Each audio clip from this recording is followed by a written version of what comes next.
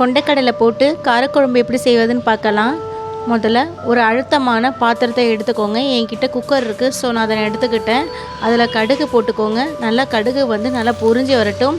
அதுக்கப்புறம் வெங்காயத்தையும் அதில் போட்டு வெங்காயம், பச்சை மிளகா, உளுத்தம்பருப்பு எல்லாம் போட்டு தாளிச்சிக்கோங்க. அதுக்கப்புறம் தக்காளியும் அதோடு சேர்த்து நல்லா ஆட் பண்ணிக்கோங்க. எல்லாம் நல்லா பொன்னிறமாக செவந்து வரட்டும். வெங்காயத்தோட பச்சை ஸ்மெல் போகட்டும். அதுக்கப்புறம் உப்பு கொஞ்சம் ஆட் பண்ணிக்கோங்க. ஏன்னா வெங்காயம் வதங்கிறதுக்கு உப்பு கொஞ்சம் போடணும், அதனால் உப்பையும் ஆட் பண்ணிக்கோங்க. நல்லா வதக்கி எடுத்துக்கோங்க. நல்லா வதங்கி வரட்டும்.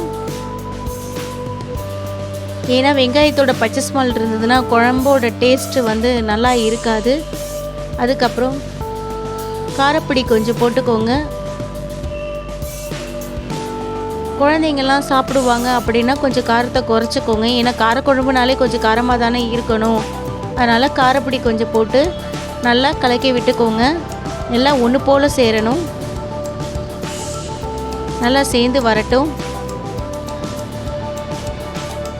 அதுக்கப்புறம் கொண்டைக்கடலையை வேக வச்சு உப்பு போட்டு வேக வச்சுருந்தேன். அதையும் நம்ம அதோடு சேர்த்து ஒன்றா மிக்ஸ் பண்ணிக்கலாம். அப்போ தான் காரம் அந்த கொண்டைக்கடலையே ஒன்று போல் சேரும்.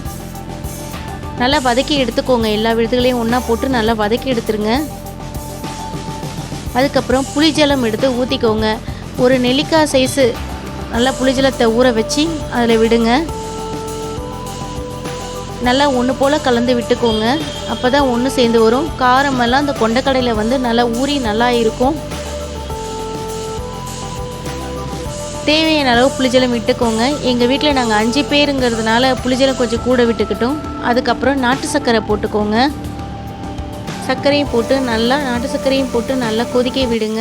அவ்வளோதான் ஃப்ரெண்ட்ஸ், கொஞ்சம் கொதித்து நல்லா அவ்வளோதான் ஃப்ரெண்ட்ஸ், குழம்பு ரெடி ஆகிடுச்சு. ஒரு பாத்திரத்தில் மாற்றி குடும்பத்தில் இருக்க எல்லாருக்கும் பரிமாறுங்க. எப்போவுமே சமையல் செய்ததோட அன்பான நீங்கள் பரிமாறினாலே எல்லாருக்கும் அது ஆரோக்கியமான உணவாக மாறும். ஸோ இதே மாதிரி நிறைய சமையல் குறிப்புகள், எங்கள் வீட்டில் நடக்கிற அன்றாட நிகழ்ச்சிகள் இதெல்லாம் நான் உங்களுக்கு சேனலில் போட்டுட்ருக்கேன். ஸோ நம்ம சேனலை நீங்கள் சப்ஸ்கிரைப் பண்ணுங்கள், லைக் பண்ணுங்கள், ஷேர் பண்ணுங்கள், கமெண்ட் பண்ணுங்கள். Thank you friends. ஓகே, பாய்.